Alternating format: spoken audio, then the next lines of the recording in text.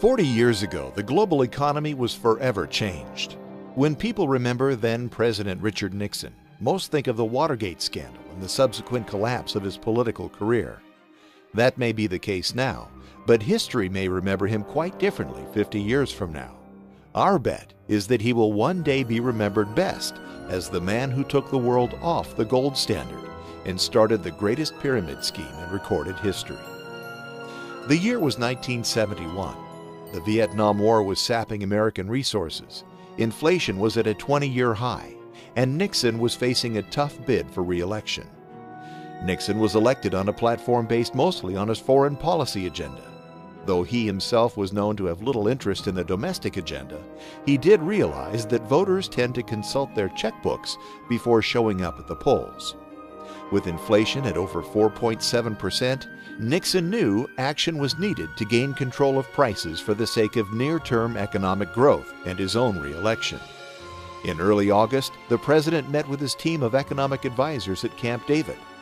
On August 15, 1971, he announced temporary wage and price controls and ended convertibility of the U.S. dollar into gold. Inflation subsided for a time.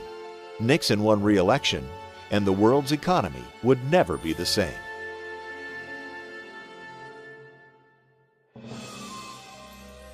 To understand the consequences of Nixon's decision, we have to look back, way back.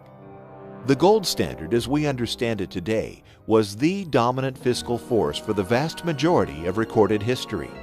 Starting long before the birth of Christ, the idea of valuing goods and services based on an amount of gold was the cornerstone of commerce for more than 98% of the last 2,000 years.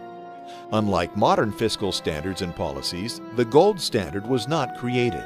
It arose naturally out of mutual free market agreement. Since gold was in limited supply and high demand, it was seen as a universal medium for value that could not be manipulated by one party in a transaction. For example, the year is 150 AD, and I want to enter into an agreement in which I take 1 cow per month from your farm each month for the next year in exchange for my work. The problem is, I don't work on your farm. I'm actually a blacksmith at some other guy's farm, and thus I can't trade my work for your cows. What we need is a convertible medium for value. In other words, we need money. The catch, however, is that we need the money to have worth in and of itself.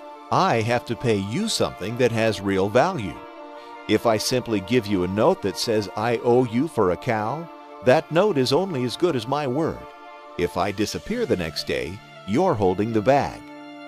Since we both agree that gold has value, and that its value is not something you or I can manipulate, it becomes the perfect medium for exchange. It becomes our money. We enter into a contract through which I pay you 1 ounce of gold per cow through the end of the year, and voila, a gold standard is born. That is free market economics at work. As the world's economy grew over time, the gold standard evolved with it. In the late 1800s, most nations operated on what's known as the classic gold standard. Under this system, nations fixed the value of gold to a specific amount of their local currency. In 1834, gold was pegged at $20.67 per ounce in the U.S., and there it stayed until 1933. In this system, international prices rose and sank together, regardless of the strength or weakness of each nation's economy. This is a crucial flaw in the gold standard from the standpoint of short-sighted governments, and a great benefit from the standpoint of long-term stability. We'll come back to that later.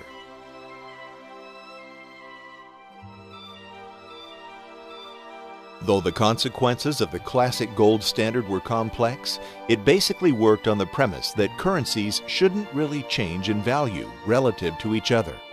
Instead, it held that weaker economies should accumulate less wealth and stronger ones more.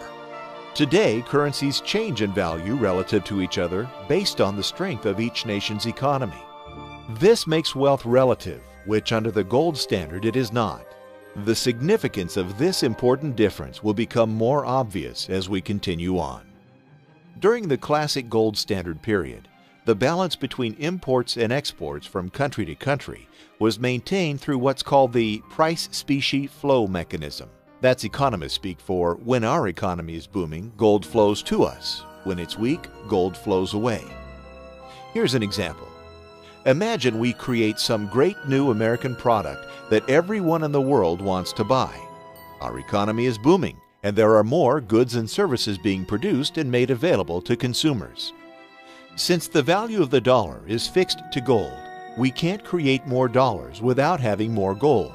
As supply of goods increases and the number of dollars to buy them is unchanged, the price of those goods goes down. It's simple supply and demand. As prices here at home come down, people overseas want to buy our cheap goods. Thus, our exports increase.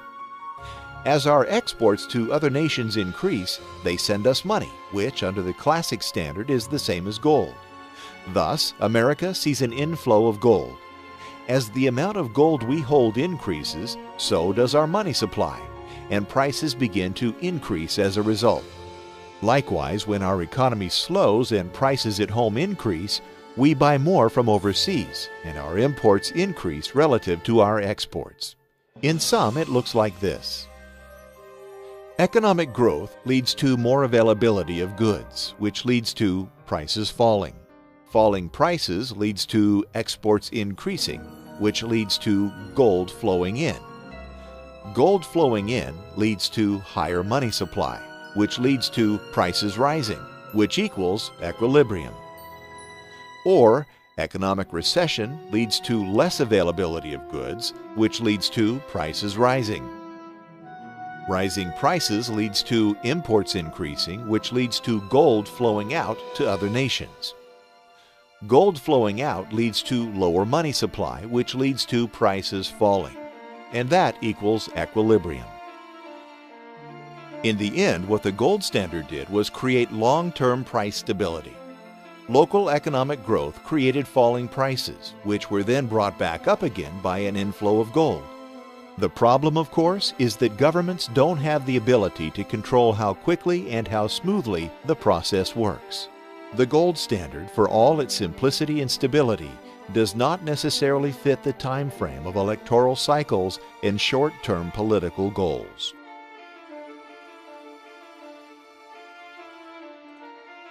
Before the shot heard round the world that started the Great War, the global economy saw a long period of growth and prosperity.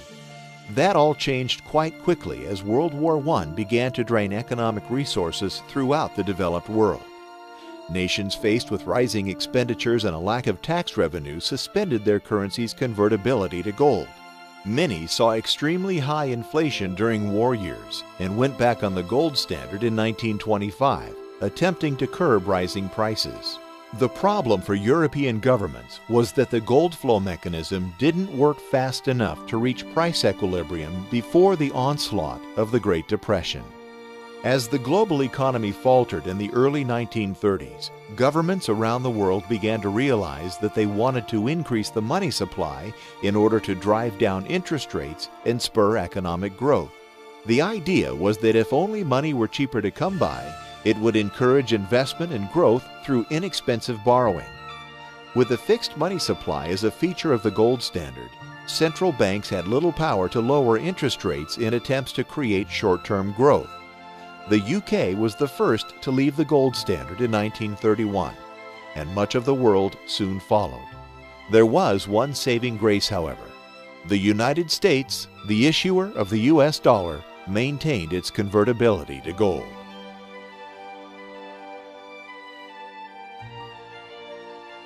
After the Second World War, nations around the world were again destitute, with inflation raging and little infrastructure to produce growth.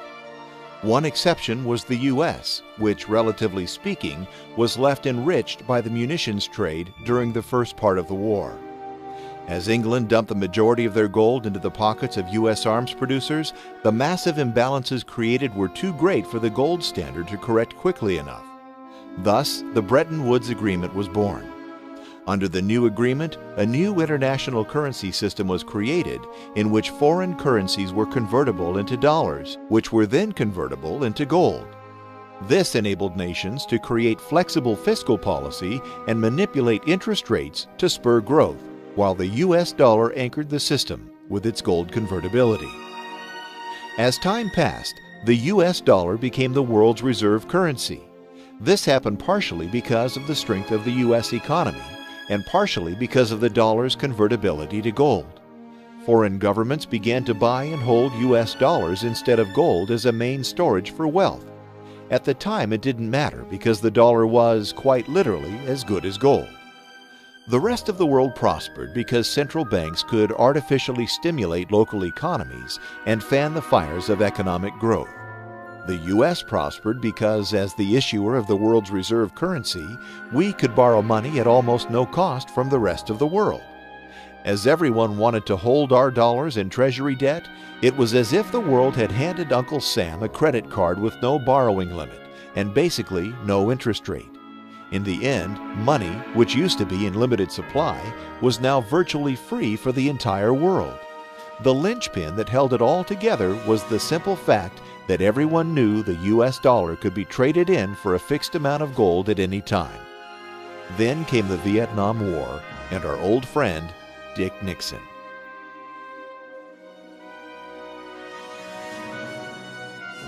On August 15, 1971, Nixon announced that the mighty US dollar could no longer be converted into gold. One would think that the whole global economy would have collapsed overnight when people realized that their local currency was no longer backed by anything other than a government's word that it had value. It didn't, at least not overnight. There was global price instability and inflation through the rest of the decade, and gold appreciated more than 2,500% in less than 10 years. Even so, the global system didn't collapse, but it did slowly and unmistakably begin to change. Since none of the world's currencies have been backed by gold over the last 40 years, they have all depreciated in value significantly. The last 4 decades have, by all accounts, been the most intensely inflationary period in recorded history. Even the dollar, which has fared better than most, has lost over 80% of its value since 1971. The catch, however, is that governments have been able to artificially create economic growth such that it has, for the most part, kept up with inflationary pressures. In other words, when economies falter, governments are free to print money to prop them back up. At first glance, one might say, so where's the problem? If economic growth is strong enough that people earn more money as prices go up, what's wrong with that? We've fixed the short-term price instability that the gold standard brought, and balance is now reached through government intervention in the currency markets. Though it's an oversimplification, that's exactly what happened. At least, that's what happened until very recently. In 2008, it all changed.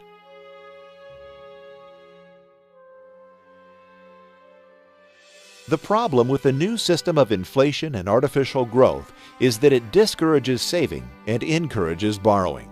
Think about it. If you know your dollars are going to be worth less tomorrow than they are today, why save them? Buy what you want because you know you'll be able to buy less tomorrow with the same dollars. Better yet, why not borrow money now to buy even more? If your dollars are going down in value, your wages increasing, and prices are on the rise, it makes sense to borrow money today. When you borrow, you'll buy goods at today's low price. When the price increases, the dollars you borrowed will be worth less, and it will take you less work to pay them back, right? Doesn't that sound like what happened with the mortgage industry here in the U.S.? The only problem with this system is that it makes it nearly impossible to save money. Now, instead, you have to invest and earn returns to keep up with the falling value of money. Remember our parents' parents. Was wise investing a virtue for them? Maybe, but it was probably not nearly as important as saving money. That's changed today, hasn't it? Nowadays, it's widely expected that your savings account is not the majority of your net worth. We all buy stocks, real estate, and other assets that produce returns. We have to do this, or inflation will slowly erode the value of our savings. Say goodbye to cash under the mattress and hello to 401ks, investment banks, and big money on Wall Street. Throughout the 80s and 90s and most of the last decade, this system brought unprecedented prosperity to most of the world. The problem, of course, is that it's nothing more than a pyramid scheme. For 40 years, money has been virtually free both here and abroad. This has encouraged borrowing on all levels. Citizens have borrowed from companies to buy goods. Companies have borrowed from banks to loan money. Banks have borrowed from citizens and governments to finance the whole mess, and governments have borrowed from anywhere they possibly can. The whole thing worked because of the world's confidence in the U.S. economy and our government's ability to make good on our debts and prop up the world's reserve currency. In a sense, we have borrowed from other countries, allowing them to create cheap money and continue the borrowing bonanza. That's all fine and dandy until someone stops believing in the system, or rather, stops believing in the dollar.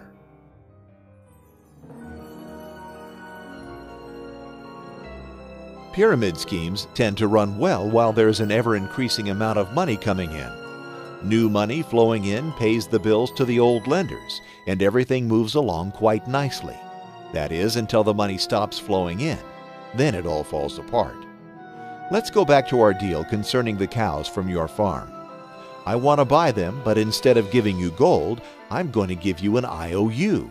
The note would state that instead of giving you 1 ounce of gold for each cow, I would give you 3 ounces. The catch is that I need to take your cow in advance and go sell it to another guy for 4 ounces of gold so I can give you the 3 I owe you. Then you ask, how are you going to find someone to buy this silly old cow for 4 ounces of gold? I reply, it's simple.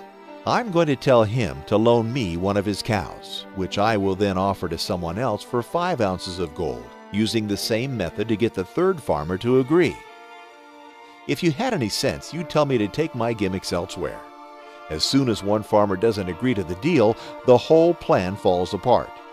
In a sense, that's exactly what happened when the real estate bubble burst in the U.S. 3 years ago. The whole world relies on the dollar as the storage place for wealth. The system worked because the U.S. economy has been so large and so strong that it represented stability in and of itself. The U.S. economy, in a sense, fulfilled the role that gold has played for thousands of years. People could buy dollars and save them, knowing that they would never be worthless because the U.S. economy was so strong. The problem was that the U.S. economy has become an economy of debt. With interest rates low, money available, and the government propping up economic growth, consumerism in the U.S. grew at a staggering pace. Soon, everyone bought a home. Home values went up indefinitely, loans were easy to get, and real estate became the great American investment. The problem was, one day, one farmer decided not to buy the cow, and the entire system collapsed. Investors stopped buying mortgage-backed securities. The money stopped flowing and the pyramid came down.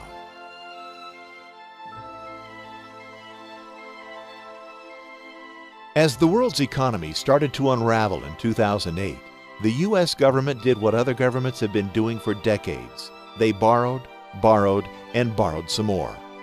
The government's solution was to borrow like crazy and stimulate the economy, relying on future growth to pay the bills.